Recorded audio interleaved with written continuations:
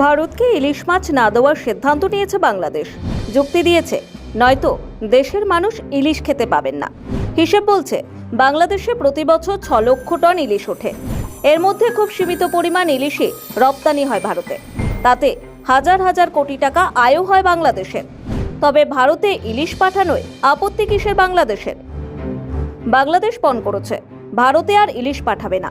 তথাকথিত গণ অভ্যুত্থানে নির্বাচিত সরকারের পতনের পর ডক্টর মোহাম্মদ ইউনূসের নেতৃত্বাধীন সে দেশের নতুন অন্তর্বর্তী সরকার এই নিষেধাজ্ঞা জারি করেছে। তারা দীর্ঘদিন ধরে চলে আসা বাংলাদেশের ঐতিহ্য ভেঙে ভারতে ইলিশ মাছ পাঠানো বন্ধের সিদ্ধান্ত নিয়েছে। ভারতের সঙ্গে বাংলাদেশের প্রাক্তন প্রধানমন্ত্রী শেখ হাসিনার বিখ্যাত ও কার্যকরী ইলিশ কূটনীতি থেকে এই নতুন বাংলাদেশের অবস্থান স্পষ্টতই আলাদা।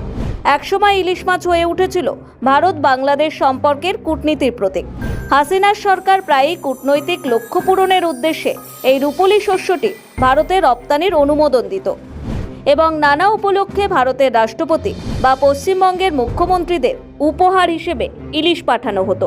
প্রতিবেশীকে উৎসবের মরশুমে সীমিত পরিসরে ইলিশ রপ্তানির মাধ্যমে ভারতের কাছে বাংলাদেশের ভাবমূর্তি উজ্জ্বল করেছেন এবং তা দুদেশের বাণিজ্যিক সহ কূটনৈতিক সম্পর্ক উন্নয়নে সহায়ক ভূমিকা পালন করেছে। হঠাৎ করে কেন বাংলাদেশের মাথারা বলছেন ইলিশ মাছ সীমান্ত পার হতে দেব না?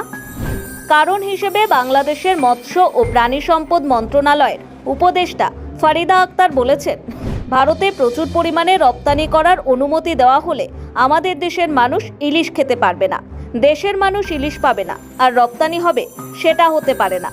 দুর্গাপুজো উপলক্ষে এবার বাংলাদেশ থেকে ভারতে কোনো ইলিশ মাছ যাবে না। দেশের মানুষের চাহিদা মিটিয়ে তারপর ইলিশ বিদেশে রপ্তানি করা হবে। ভালো কথা, কিন্তু বাংলাদেশ থেকে প্রতি বছর কতটা ইলিশ ভারতে এসেছে শুনুন তবে। বাংলাদেশে প্রতি বছর 6 লক্ষ টন ইলিশ ওঠে। তা থেকে খুব সীমিত পরিমাণ ইলিশই ভারতে রপ্তানি হয়।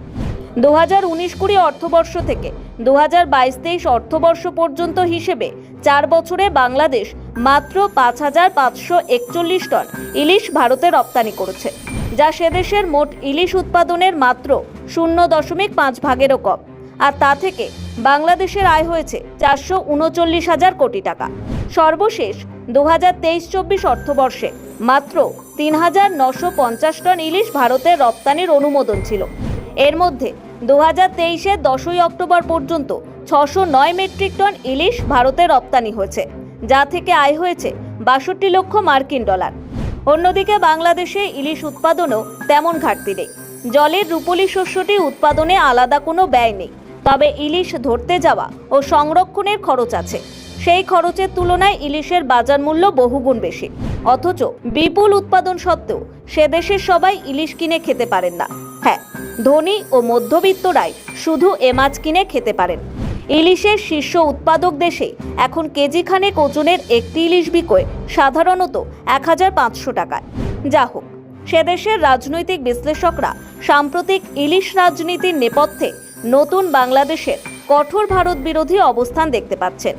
সংগঠিত ছাত্র বিক্ষোভের আবহে গণ অভ্যুত্থানের জেরে গত 5ই আগস্ট নাটকীয়ভাবে ক্ষমতাচ্যুত হন শেখ হাসিনা। ভারতে আশ্রয় নেন তিনি। সংক্ষিপ্ত ভারতবাস শেষে তার অন্য দেশে পাড়ি জমানোর উদ্দেশ্য ছিল, তবে তিনি ইউকে, আমেরিকা এবং সংযুক্ত আরব আমিরাতের আশ্রয় চেয়ে ব্যর্থ হন। ভারতে তাঁর দীর্ঘদিন অবস্থান বাংলাদেশের অন্তর্বর্তী সরকারের নেপথ্য পরিচালকদের মাথা ব্যথা।